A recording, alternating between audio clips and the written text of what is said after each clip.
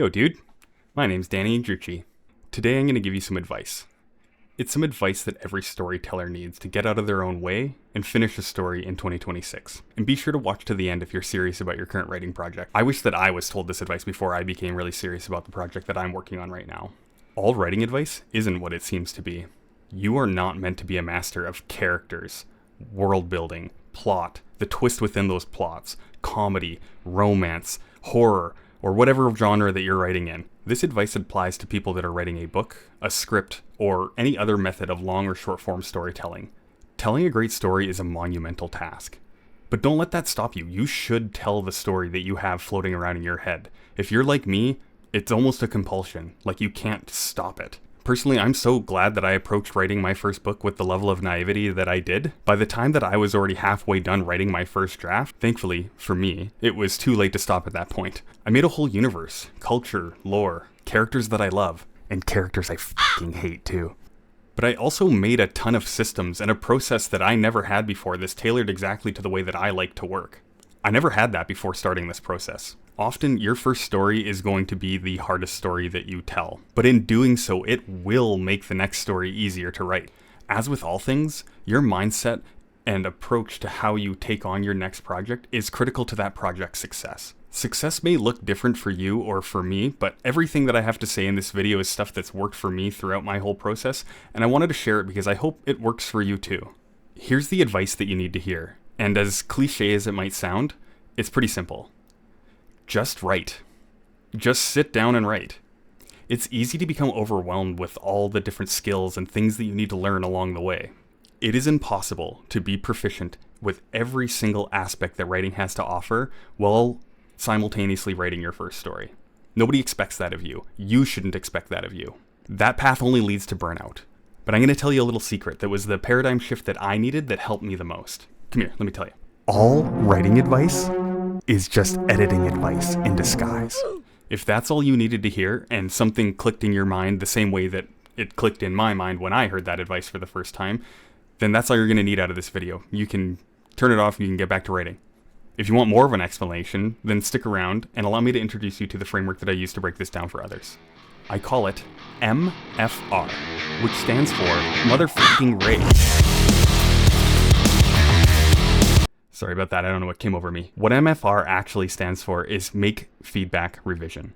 It's a simple 3-part loop. For the first part, that's what this video is about. The making part of a project should have barely any editing at all, beyond spelling and grammar so that you can effectively communicate to yourself and other people the foundation of what your idea is. Your job at this point in a project is to become a laser. Not like the type of laser that's designed to etch in fine details, the type of laser that's designed to shoot straight through your project. Finish writing your first draft. Let yourself include all the dumb or bad ideas. Leave plot holes in the story. Allow some nonsense. Have shit characters. If you want a more deep explanation on how I start a project with examples on how I do so, you can check out my other video where I go over a 1-page. Just be sure to pin down these 5 things before you start your chaotic first draft. What is the end of the story? You have to have an endpoint to visualize and know when you've got there. Nail down your climax. If you're like me, this might be the thing that sparked your entire story in the first place. Pick the correct inciting incident.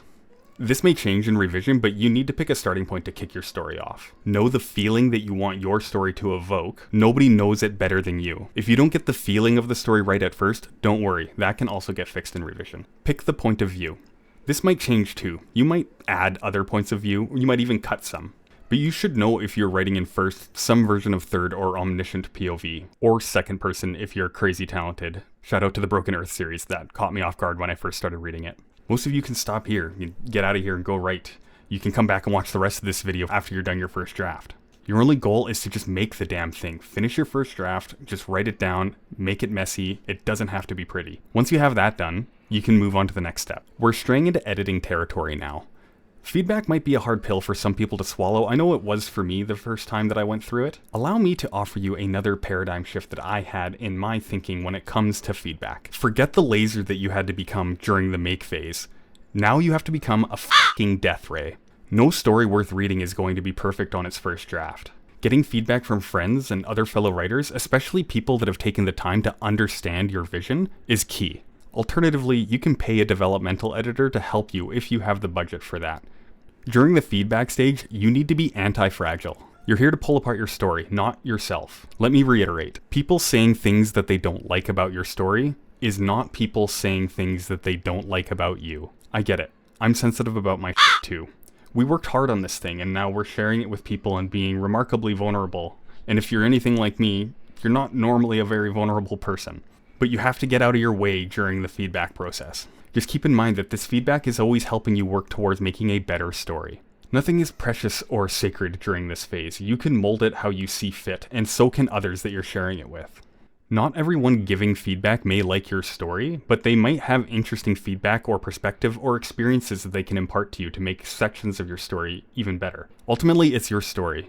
You don't like a suggestion? Then don't implement it. I urge you to be patient with the people that you're seeking feedback from. You and these people are working together to tear down your story and make it better, not tear each other down in the process. That being said, it's important to be clear about the type of feedback that you're looking for. For example, in your first round of feedback, you shouldn't be looking for line-by-line edits or grammar or spell checking to a degree. You should be looking for more of the big picture things that are going to help make the story better. Save the finer details for way later in the process. What you're doing at this point is tempering your story, making it more clear and rendering a more coherent picture or version of the story. This means you'll have to be willing to kill your darlings and cut the things that aren't working. Reconstruct the big picture, move things around, get rid of annoying characters, or develop them into better characters. My biggest suggestion is to ask for feedback on how you can utilize the things you already have in your story to the fullest effect. Don't add more things and overcomplicate stuff. Figure out what you already have and contort that to what you need it to be for your story. This might not be a super popular idea with some people, but once you have all this feedback and you've got notes on how you want to approach it going forward, I would suggest tabling your story for a week or two, or even a month if you can stomach it.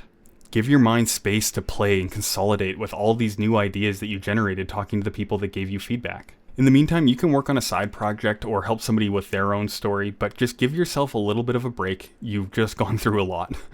Just be sure to have taken detailed notes and keep all of your feedback organized before taking this break. Doing so and taking these notes will allow those things to bounce around in your mind and give you the space to automatically come up with ideas in your free time. If you want to know the best tool for keeping track of all your notes and keeping yourself organized on your projects, I made a video for that too, and it's a beginner's tutorial teaching you how to use it. You can check that out as well. Once you're done taking this break, your brain should be hungry to jump into the next step. Revision. It's all there in that one word. Revision. You've given yourself space to come back with a completely new perspective on your story, and you're hungry to jump into it. Revision's my favorite part, and I know a lot of people that write lament it, but I love getting in there. Moving things around and pulling a story apart and just making it better and just seeing it become something so much more than it was before. For some people, after taking all your notes during the feedback phase and then taking a break, it might feel like you're coming back to writing a completely new book. Don't worry, you're not. But you're not wrong if you recognize how big of a task revision is. You should learn to have fun with it. You're going to spend a lot of time here. Restructure, rewrite, revise. Put it all together again, only better than before. Get excited when it starts becoming better than before. Once you've done that, send it through another round of feedback. Then revise again. And then send it through more feedback. And then revise again. And then send it through more feedback. And then revise. And then feedback. And then revise, and then feedback, and then revise, and then feedback, and then revise. You should be rinsing and repeating these two steps with your trusted advisors until you both agree that the project is done.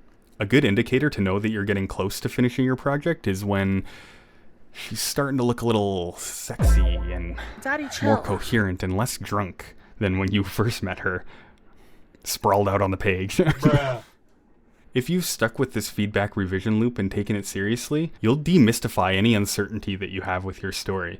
Anytime that somebody asks you a question about it, you'll be able to answer anything at the drop of a hat with no ands, or buts. You'll know it inside out. And you should feel your connection to the story become stronger with every single round of revision. And beyond that, it'll also become easier to know what feedback is worth implementing and what feedback isn't going to benefit your story in the way that you want it to. Which is to say that you shouldn't rush this process.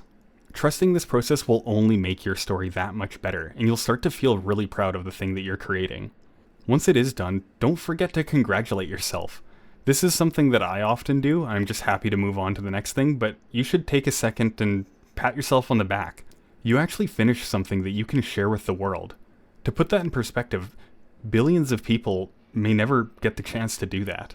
Anyone watching this video should recognize it's a privilege to have the autonomy to choose to sit down and write something that you really, really care about and share it with people. And I hope you do. I hope that you share with people, and I hope that they love it. And after you've celebrated and taken your well-earned break from completing something frankly huge, you can then start promoting it and sharing it with other people and get prepared to write the sequel for it. Please like and subscribe, and if you have any thoughts or opinions that you want to share on the topic of this video, please comment them down below. I'd love to start a community of passionate storytellers and help teach people how to tell their stories. Unless you're going to stay on YouTube and watch the rest of my videos, this is probably a good time to turn this video off and get back to writing. Thank you so much for taking the time to watch my video. It really does mean a lot, and I hope that it does sincerely help you with your next project. I know that you can do it, because if I can, anyone can. Anyway, see you next time. My cat's here. I think she's in a heat cycle. Holy, my cat is horny. Are you down bad, Yuki? You down bad right now? Oh no. I don't know if people can hear that. I might mess with the gain in editing. Oh.